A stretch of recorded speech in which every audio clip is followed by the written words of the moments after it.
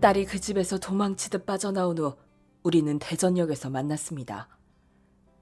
우리는 바로 택시를 타고 제 막내 동생 집으로 향했습니다. 택시를 타고도 저는 불안한 마음을 감출 수 없었습니다. 혹시나 누가 따라오지는 않나 계속 뒤를 돌아보고 주변을 살폈습니다. 왠지 택시 뒤에 따라오는 검은색 고급 승용차 한 대가 자꾸 신경이 쓰이더군요. 그 차가 우리 뒤를 밟는 건지 아닌 건지 확실치는 않았습니다. 하지만 찝찝한 마음이 들 때는 피하고 보는 게 맞다 싶어 차가 신호등에 걸리길 기다렸습니다. 그리고 딸에게 얘기했죠. 은정아, 왠지 누가 따라오는 것 같아. 신호등이 걸려서 차가 서면 바로 내릴 거야. 가방 잡아? 응? 지금? 마침 차가 신호에 걸려서 멈췄더군요. 저는 10,000원짜리 한 장을 건네며 기사님한테 얘기했습니다. 기사님, 죄송한데 여기서 내릴게요. 예? 여기서요? 잔돈은 안 주셔도 됩니다. 은정아, 어서 내려. 저는 딸의 손을 잡고 바로 앞에 식당으로 들어갔고 그리고 바로 뒷문으로 나왔습니다. 근처 커피숍으로 들어가서 일단 한숨 돌렸습니다. 엄마, 누가 따라온 게 맞아? 확실해? 나도 몰라. 그냥 찝찝해서 그래. 누가 따라오는 게 맞으면 누가 내 전화기 위치 추적하는 거 아닐까? 혹시 모르니까 전화기도 끄는 게 좋겠지? 그래, 불안한 거보다 안전하게 가는 게 낫겠다. 딸은 전화기를 껐고 우리는 커피숍을 나와 바로 다른 택시를 잡아 타고 막내 동생 집으로 갔습니다. 혹시나 몰라 저는 계속 주변을 살폈지만 특별히 눈에 띄는 건 없었습니다. 졸지에 도망자가 된 듯한 느낌이었지요. 동생 집에 도착하자 그제야 숨통이 트이면서 맥이 풀렸습니다. 동생은 어떻게 된 일이냐고 물었지만 저는 앉아있을 힘도 없어서 우선 좀 쉬고 나중에 얘기하자고 했죠. 그렇게 저와 딸은 몇 시간을 내리 잤습니다. 눈을 떠보니 한밤중이더군요. 배가 고팠지만 동생을 깨울 수도 없고 어디에 뭐가 있는지도 몰라서 일단 더 자기로 했습니다. 딸은 기절한 듯 몸 한번 뒤척이지도 않고 자더군요. 혹시나 해서 코에 손을 대보니 숨은 쉬고 있었습니다. 저도 모르게 안도의 한숨을 쉬었습니다. 저는 딸과 함께 며칠간 동생 집에 머물렀습니다. 동생은 우리 얘기를 듣고 기가 막힌다며 당장 고소하라고 콩밥 먹이라고 난리였죠. 그런데 고소하려고 보니 저는 아무런 증거가 없었습니다. 굿판에서 그 집 딸이 쓰러져 있고 그 옆에 딸이 사귀던 남자와 그 남자의 엄마가 있었지만 어떤 내막이 있었고 그들 사이에 무슨 얘기가 오고 갔는지 만신이 얘기해주지 않는 이상은 알 수 없는 일이었죠. 동생과 함께 셋이서 머리를 맞대고 이런저런 궁리를 하던 끝에 동생이 그러더라고요. 언니, 마을 사람들한테 가서 물어봐. 언니 신우이가 이상한 얘기를 했다며. 신우이도 어디서 들었을 거잖아. 어디서 얘기가 나왔는지 알아보면 증거 같은 거 잡을 수 있을지 몰라. 100번 맞는 말이지만 저는 솔직히 좀 두려웠습니다.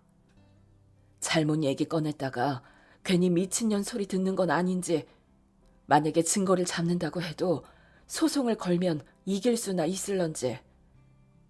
그 집은 우리와 비교할 수도 없는 부잣집이고 우리는 솔직히 변호사 살 돈도 빠듯한 집인데 이게 소송 건다고 해결될까 싶더라고요. 그래도 이대로 있을 수는 없었습니다. 그래서 우리는 일단 가보기로 했습니다. 증거가 잡히면 어떻게든 소송 걸어서 죗값을 받게 하고 싶었습니다. 그런데 딸은 마음이 참 편치 않은 듯 보였습니다. 저한테 얘기를 들어서 그런가 보다 하고는 있지만 아무런 물증이 없으니 딸도 뭐가 맞는지 확신이 서질 않는 듯 했습니다. 그리고 무엇보다 딸은 그 사람을 잊지 못하는 듯 했습니다. 딸을 위해서라도 어떻게든 증거를 잡아야겠다 싶었죠. 구판이 벌어지고 열흘 뒤 저는 딸과 함께 구판이 벌어졌던 바닷가 마을을 찾았습니다. 제 집 드나들듯 했던 마을인데 그날따라 마을이 너무나 낯설게 느껴졌습니다. 마을로 가다 보면 여기저기 논일 밭일하는 사람도 보이고 마을 입구, 나무 그늘 평상 위에 앉아서 쉬는 노인들도 있었습니다. 그런데 그날따라 마을에 한 사람도 보이지 않았습니다. 마치 아무도 살지 않는 마을 같더군요. 물론 그날 날씨가 무척 무덥고 햇볕이 강하기는 했습니다. 노약자들은 외출을 삼가라고 TV나 라디오에 안내방송이 계속 나왔지요. 그래도 이렇게까지 사람이 없을 수가 있나 기분이 이상하더라고요. 엄마, 동네가 왜 이렇게 조용해? 여기 원래 이렇게 사람이 없어? 그러게 말이다. 원래는 이렇지 않은데 무슨 출조상이라도 친 마을처럼 조용해도 너무 조용하다. 고모한테 가면 무슨 얘기든 들을 수 있겠지.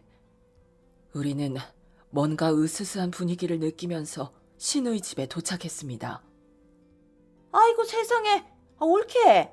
은정아, 갑자기 어쩐 일이야? 연락도 없이. 그리고 옳게는 그날 어디 갔었어?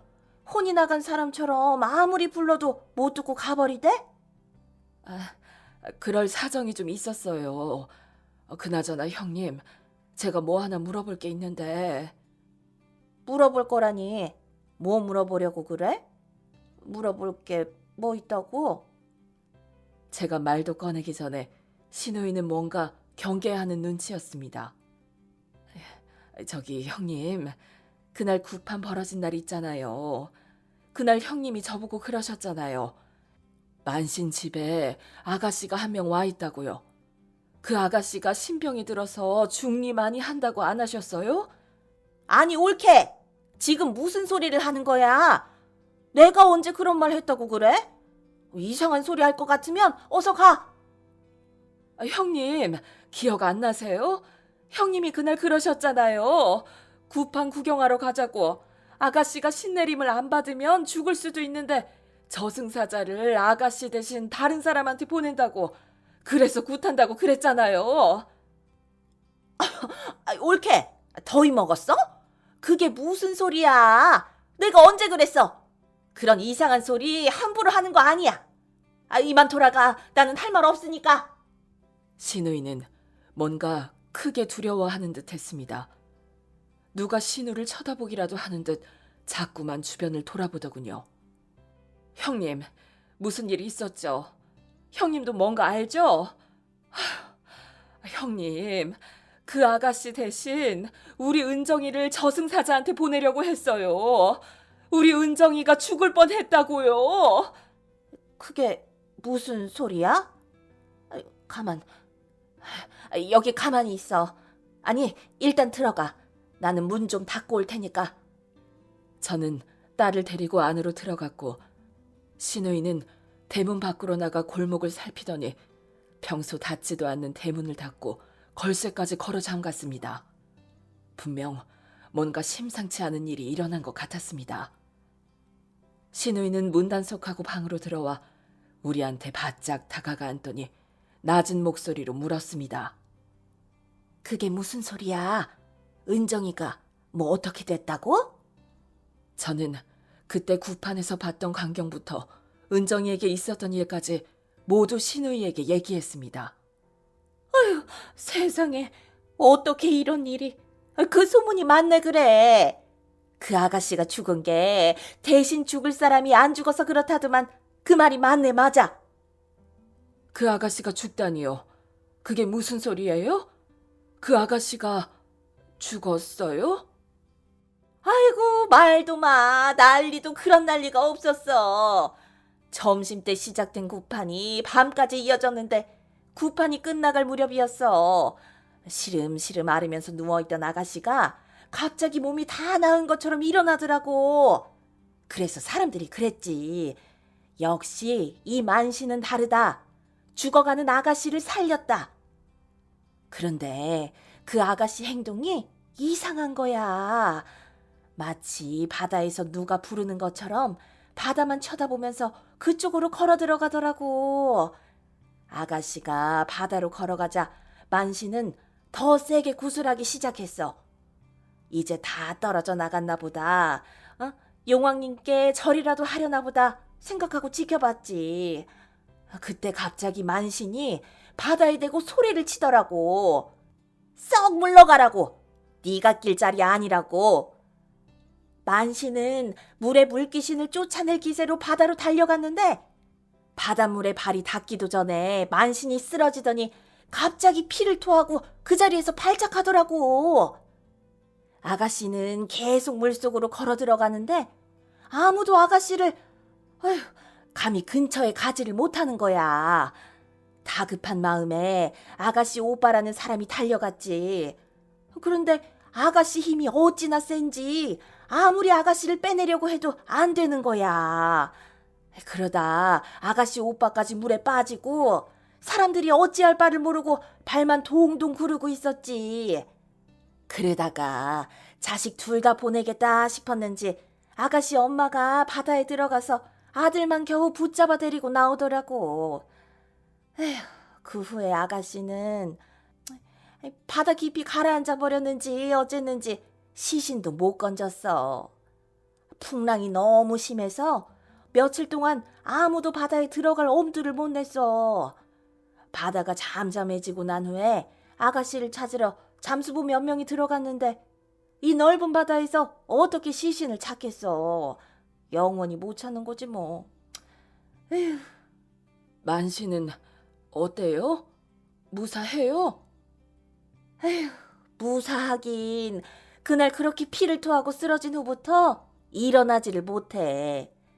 119가 와서 병원에 싣고 갔는데 중풍이라고 했다나? 사지에 마비가 와서 천장만 쳐다보고 누워있나 봐. 말도 제대로 안 나온다고 하더라고. 멀쩡한 사람이 갑자기 어찌 그리 됐는지. 에휴. 신의 얘기를 듣고 있는데 온몸에 소름이 돋았습니다. 만약 그때 아무것도 모르고 은정이를 그 집에 두었으면 어떻게 되었을까? 그러면 우리 은정이가 죽고 그 아가씨는 살아났을까? 별의별 생각이 다 들어 머리가 깨지는 듯 아파왔습니다. 올케도 그렇고 은정이 너도 그렇고 입 조심해야 돼. 그날 만신도 만신이지만 만신 집에서 일하던 사람도 느닷없이 벼랑에서 굴렀대. 다행히 목숨에는 지장이 없는데 10년 감수했지 뭐야. 그 뒤로 그 사람이 그랬대. 그날 있었던 일 다들 입 밖으로 꺼내고 다니지 말라고. 자기도 말 옮기고 다니다가 시내 노여움을 산 것 같다고. 그래서 그날 일 아무도 입 밖으로 꺼내지도 않어. 아무 일도 없었던 것처럼 아무것도 못 본 것처럼 다들 입에 짚어 채우고 있어. 그래서 동네가 이렇게 조용한 거네요. 그날 그 사달이 나서. 시간이 좀 지나면 모를까. 지금은 재수 온 붙을까봐 다들 몸살이고 있는 거야. 워낙 흉한 꼴을 봤으니. 에휴, 그러니 옳게도 아예 그런 일은 이 동네에서 입 밖에도 꺼내지 마. 잘못하면 진짜 큰일 나. 그 아가씨가 그렇게 죽었을 줄, 멀쩡하던 만신이 중풍으로 쓰러질 줄 상상도 못했던 일이었습니다. 그 아가씨가 그렇게 죽은 건 명이 다해서 그랬던 것인지 아니면 정말 신이 들려서 그랬던 것인지 그건 그 누구도 알 수 없는 일이었죠. 우리 딸을 제물로 그 집에 들여다 놓은 것은 너무나 억울하고 분한 일이지만 만신도 절이 되고 그 아가씨도 운명을 달리한 마당에 그것에 대해 더 파고드는 건 우리한테도 좋을 게 없을 것 같았습니다. 저는 우선 딸을 데리고 집으로 왔고 이 일은 그냥 조용히 묻고 가는 것으로 결론 내렸습니다. 어쨌든 우리 은정이는 살았으니까요. 저는 딸과 함께 우리 집에서 거의 한 달 동안 함께 지냈습니다. 딸은 사랑했던 사람에게 받았던 상처가 쉽게 사라지지 않는 듯 했습니다. 제 앞에서는 애써 밝은 모습을 보였지만 가끔 딸은 혼자 뒤돌아서 눈물을 흘리더군요. 그건 제가 어떻게 해줄 수도 없는 일이었죠. 시간이 약이겠지 생각하고 딸의 상처가 아물길 기다렸습니다. 딸이 그러더군요. 언젠가 한 번은 그 사람을 만나서 묻고 싶다고요. 왜 하필 자기였는지, 왜 그렇게 무서운 일을 저질렀는지요. 살다 보면 언젠가 진실을 들을 날이 있을 거라고요. 그런데 딸과 그 사람이 만나는 데는 그리 오랜 시간이 걸리지 않았습니다. 딸과 오랜만에 장에 가려고 나서는데 마을의 어르신이 우리 집으로 들어왔습니다.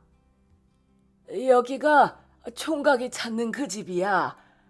아이고, 마침 집에 있었구만.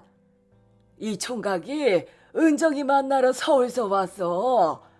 주소가 없어서 한참을 찾았나 봐. 어여 들어와. 어르신 뒤에 모습을 드러낸 총각을 보고 저와 딸은 너무나 놀라 온몸이 굳어버리는 듯 했습니다.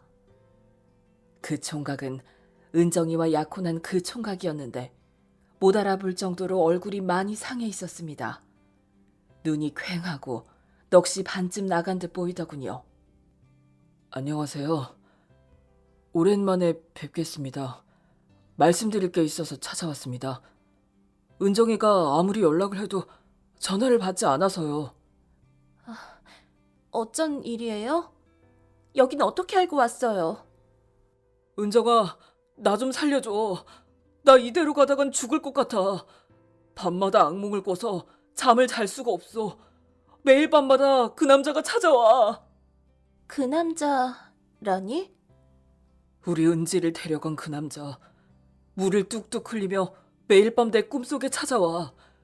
그리고는 아무 말도 없이 한참 동안 나를 노려보기만 해.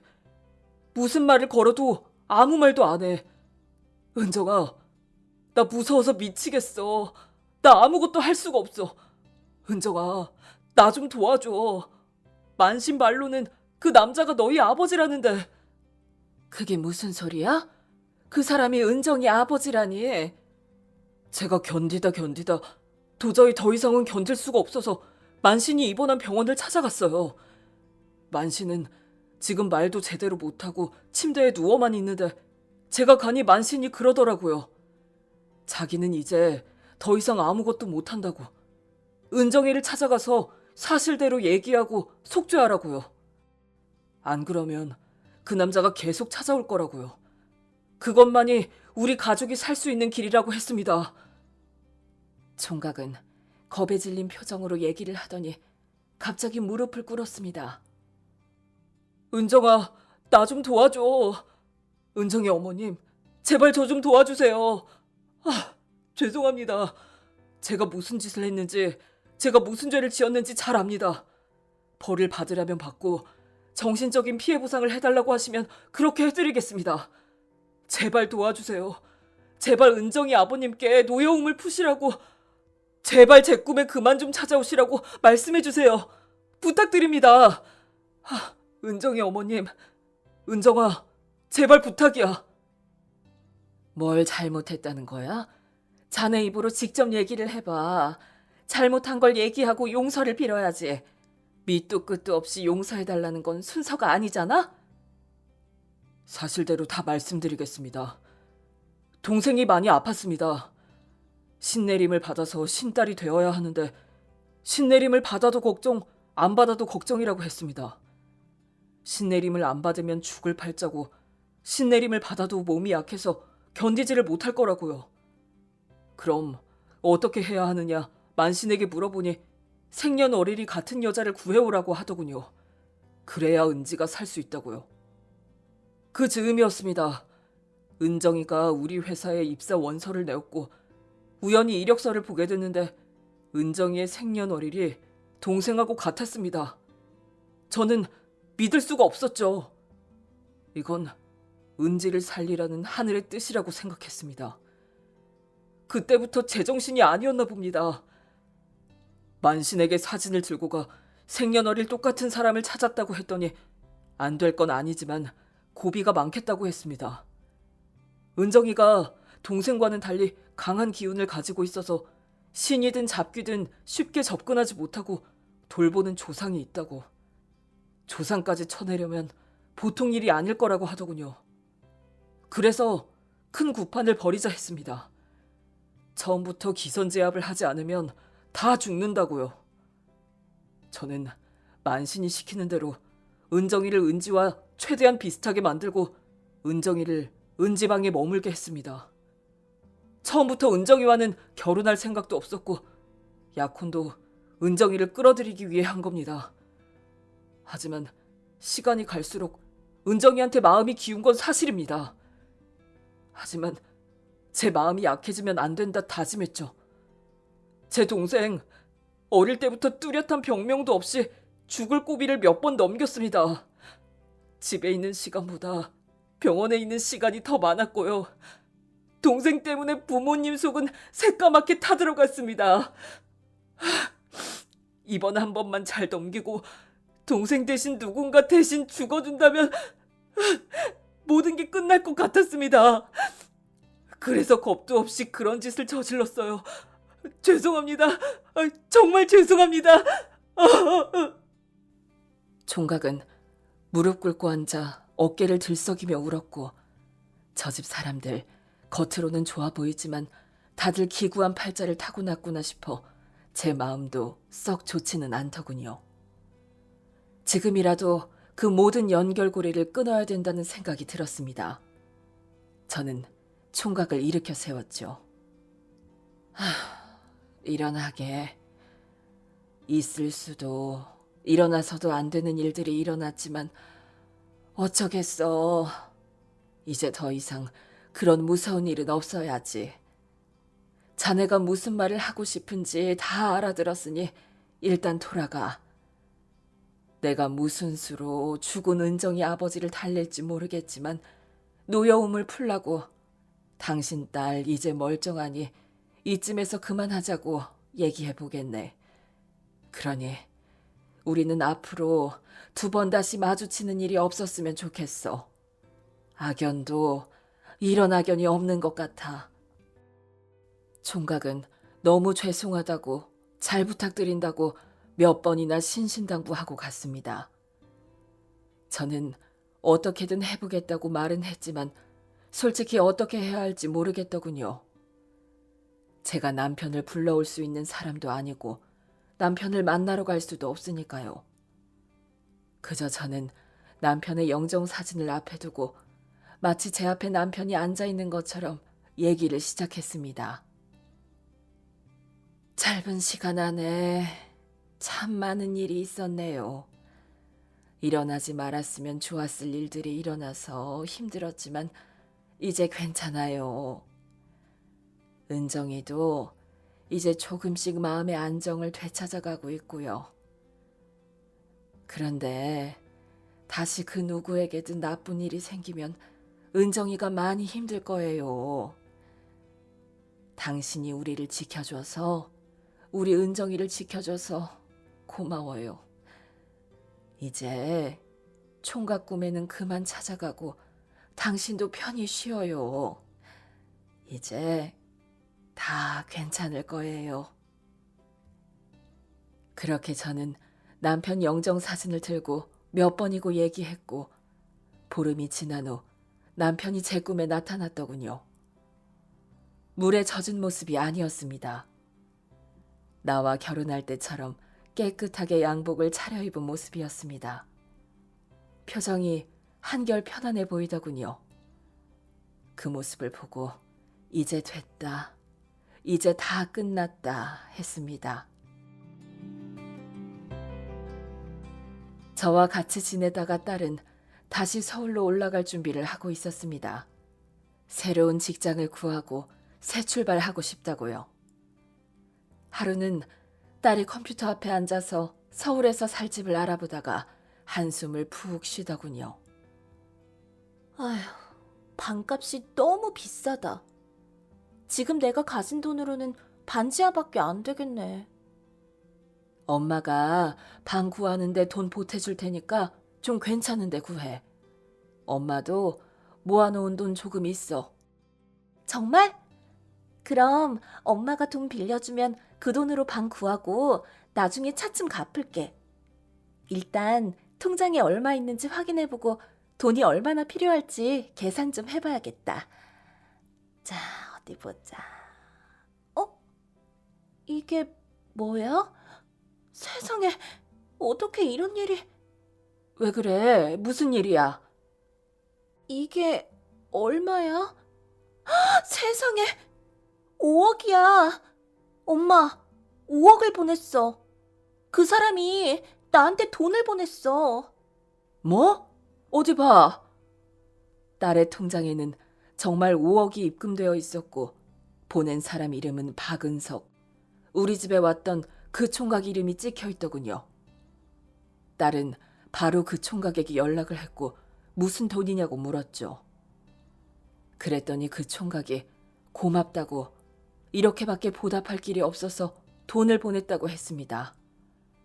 총각도 총각 엄마도 한동안 많이 아팠는데 어느 순간부터 몸이 씻은 듯이 개운해졌고 집안 분위기도 조금씩 밝아지고 있다고 했습니다. 다행이다 했지요. 이 돈으로 모든 걸 다 보상할 수는 없겠지만 부디 살아가는데 조금 도움이 되길 바란다고 했습니다. 그동안 딸하고 둘이 살아오면서 우리가 제일 아쉬운 것이 있었다면 돈이었습니다. 하지만 딸 통장에 입금된 돈을 보니 앞으로 살아가면서 적어도 돈 때문에 숨 막힐 일은 없겠다 싶더군요. 딸은 어떻게 할까 눈빛으로 물어보기에 고맙고 잘 쓰겠다고 얘기하라고 했죠. 딸은 제가 시키는 대로 얘기하고 부디 앞으로 서로 좋은 일만 있었으면 좋겠다고 마무리 짓고 전화를 끊었습니다. 세상 살다 보면 별의별 일들이 다 있지만 제가 이런 일을 겪게 될 줄은 몰랐네요. 하지만 비온 뒤에 땅이 굳어진다고 하잖아요. 모든 것이 좋게 마무리되었으니 앞으로는 모두에게 좋은 일만 있길, 다들 꽃길만 걸어가길 바랍니다.